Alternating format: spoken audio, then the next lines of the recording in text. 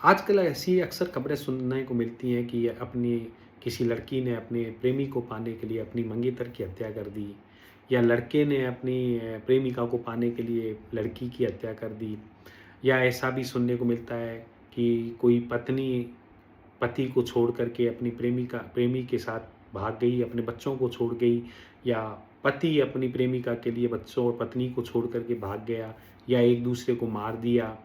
इस तरह की जो खबरें हैं, बड़ी अजीब लगती हैं कि प्रेम के नाम पर क्या व्यक्ति इतना हिंसक हो सकता है, इतना व्यक्ति क्रूर हो सकता है? क्या प्रेम हमें क्रूर बनाता है? सच में कहूँ तो यदि हम वास्तव में किसी से प्रेम करते हैं, तो वह प्रेम कभी भी हमें हिंसा की ओर नहीं ले जा सकता, कभी हमें क्रूरता की ओर नहीं ले जा सकता है।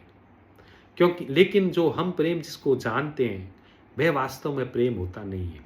वह एकमात्र आकर्षण होता है कुछ समय के लिए। किसी व्यक्ति को हमने देखा और उस व्यक्ति के शरीर का सौंदर्य हमने देखा, या उस व्यक्ति की उसको बातें अच्छी लगी और हम सोचते हैं उससे हमारा प्रेम हो गया। वो आकर्षण था जो हो सकता था दैहिक था, या केवल मन के तल पर था। कुछ बातें हमें अच्छी लगी और उस कारण से हमें लगा कि अरे वो व्यक्ति तो, उससे तो हमारा प्रेम हो गया।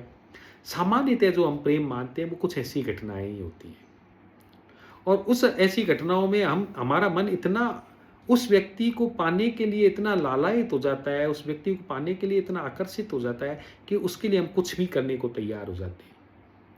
तो यदि हम सोचें कि यदि हमारा मन इस ऐसी स्थिति में है, हम किसी व्यक्ति को पाने के लिए कुछ भी करने को तैयार हैं, किसी भी व्यक्ति को मारने तक को तैयार हैं, तो समझें कि यह प्रेम नहीं है, यह केवल मात्र आकर्षण है।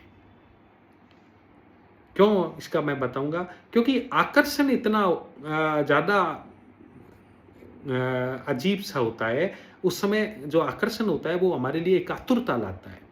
प्रेम आतुरता नहीं लाता है, आकर्षण सदा आतुरता लाता है। आकर्षण व्यग्रता लाता है, उग्रता लाता है। किसी तरह से उस व्यक्ति को पालूँ, कुछ भी करना पड़े, एक बेचैनी खड़ी हो जाती है उस आकर्षण में।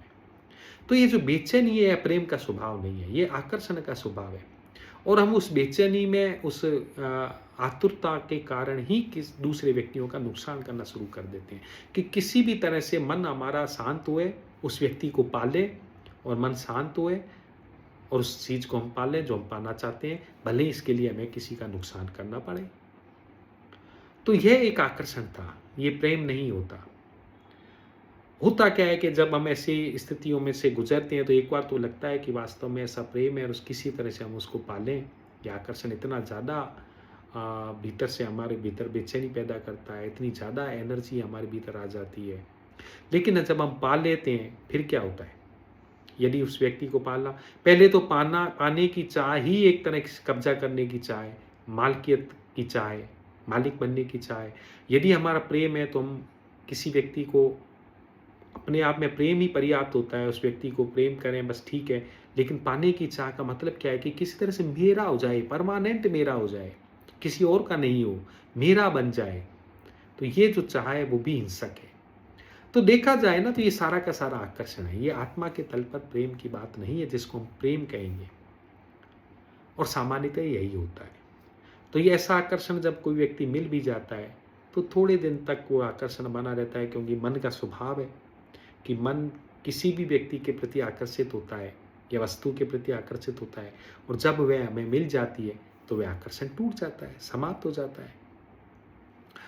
तो जो आकर्षण के कारण हमने प्रेम समझ लिया और वो व्यक्ति या वस्तु मिल जाती है, तो वह एक ना एक दिन तो समाप्त होनी ही है, और फिर हमें लगता है कि ये हमने क्या कर दिया।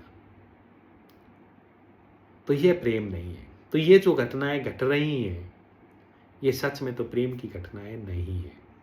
प्रेम कभी भी हिंसा का रूप नहीं ले सकता। क्यों? प्रेम कभी भी उग्र नहीं हो सकता। क्यों? इसका कारण है,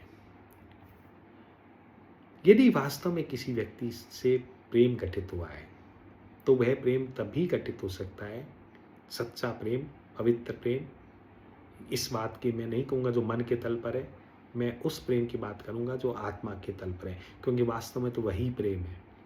तो किसी व्यक्ति के लिए हमारे भीतर यदि प्रेम प्रकट हुआ है, तो उस प्रेम का गुणधर्म क्या होगा, उस प्रेम की क्वालिटी क्या होगी?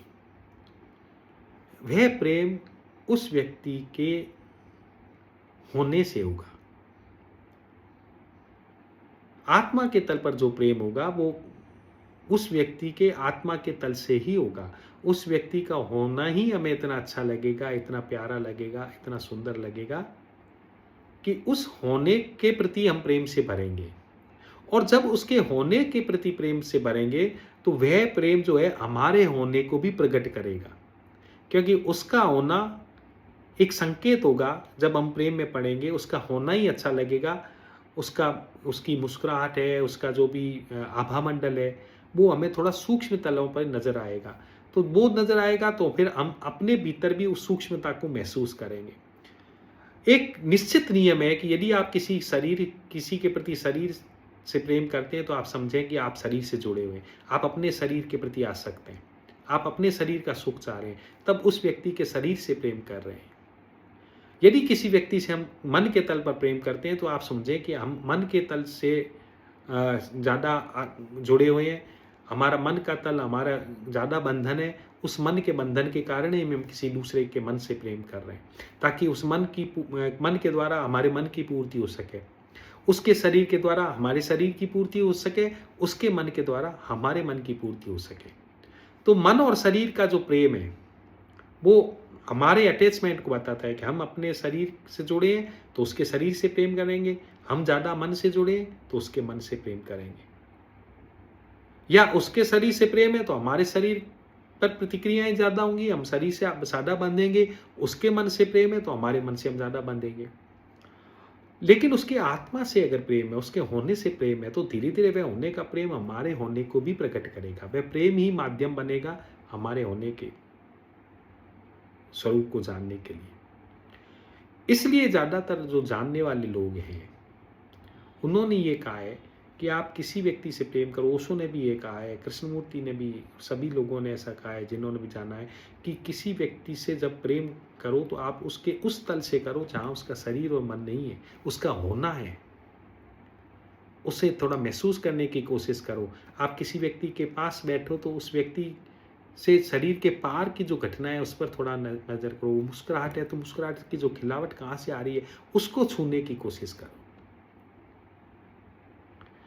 तो धीरे धीरे पता चलेगा कि वहाँ जहाँ से उसका केंद्र है, जहाँ से वो सब चीज़ें निकलती हैं, वो केंद्र बहुत खूबसूरत है, वो केंद्र बहुत अच्छा है, और वो केंद्र ही हमारे केंद्र की को वापस जागृत करेगा, हमारे केंद्र से हमारा परिचय कराएगा।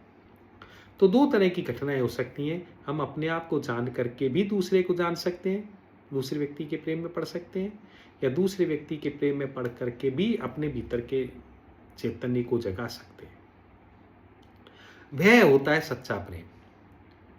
उस प्रेम में हिंसा नहीं हो सकती, क्योंकि वहां हिंसा का कोई स्थान ही नहीं है, मन का ही स्थान नहीं है। हिंसा कहाँ से पैदा होगी? मन से पैदा होगी। जब हम मन के तल पर ही प्रेम नहीं कर रहे हैं, हम एक ऐसी स्थिति में पहुंच रहे हैं जो मन के पार है, जहां ना तो उग्रता है, ना आकर्षण है, ना आतुरता है। उस जगह से जो प्रेम होता है वह प्रेम हिंसक नहीं हो सकता।